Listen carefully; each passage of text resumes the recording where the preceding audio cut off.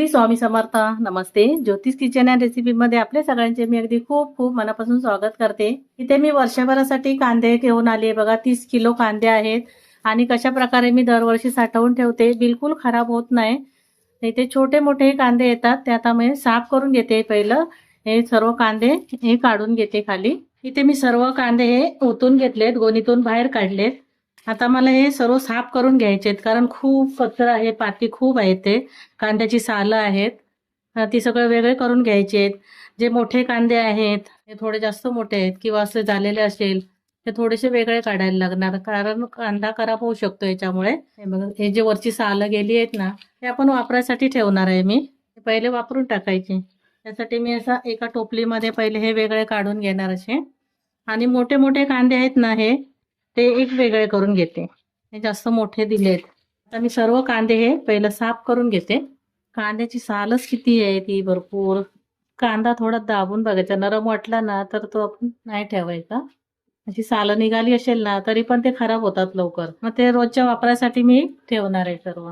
इथे मी सर्व कांदे साफ केले आणि सालं बघा किती निघाली आहे. तिथे एवढी सर्व सालं निघाली त्याच्यामध्ये, गोणीमध्ये एवढा सगळा कचरा आहे, भरपूर सारा कचरा निघाले सर्व सालं.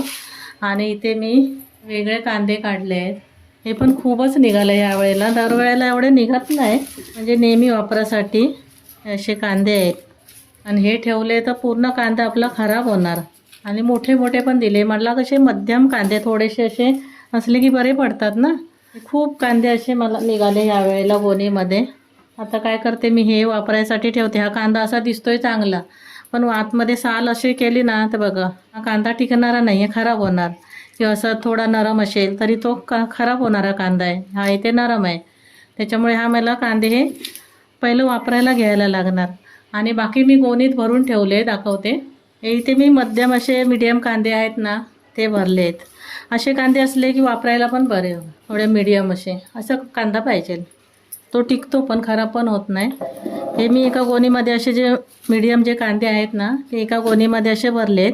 खराब नाही होत, दरवर्षी मी असेच कांदे ठेवते भरून, हवा पण लागते याच्यामुळे. आणि दुसरे मोठे कांदे दाखवते मी आता. हे इथे ना मोठे मोठे कांदे, एवढं मोठा एक एक कांदा आहे. हा एक कांदा कापला की खूप मोठा जास्त होतो, भरपूर मोठे मोठे आहेत असे. हे मी कांदे सर्व जे मोठे मोठे कांदे आहेत ना ते सर्व वेगळे ठेवलेत. आणि मध्यम जे आहेत असे मी 2 गोण्या भरलेत. आता हे मी कसे ठेवते दाखवते. मी ते दोन्ही गोण्यामध्ये कांदे भरून घेतले आणि बांधणार वगैरे नाही आहे, असंच ठेवणार आहे. आणि ते पलंग खाली आहे ना असेच घुसवणार आहे मी, मध्ये घुसून ठेवायचे पलंग खाली, हवा पण लागते आणि खराब पण नाही होत. दरवर्षी मी असेच कांदे ठेवते, बिलकुल खराब नाही होत. थोडेसे आतमध्ये घुसून ठेवायचे. आपल्याला साफसफाई करायची असेल ना तेव्हा हे काढायला पण बरे पडतात. असे वडून काढले ना बाहेर, आतून हे करून झाडून पुसून घ्यायचं आणि परत थोड्या वेळ मग ठेवून द्यायचे. त्याच्यामुळे बिलकुल हे कांदे खराब होत नाही. वेळेला मी असेच हे कांदे ठेवते. हे मी आता आतमध्ये घुसवून ठेवते.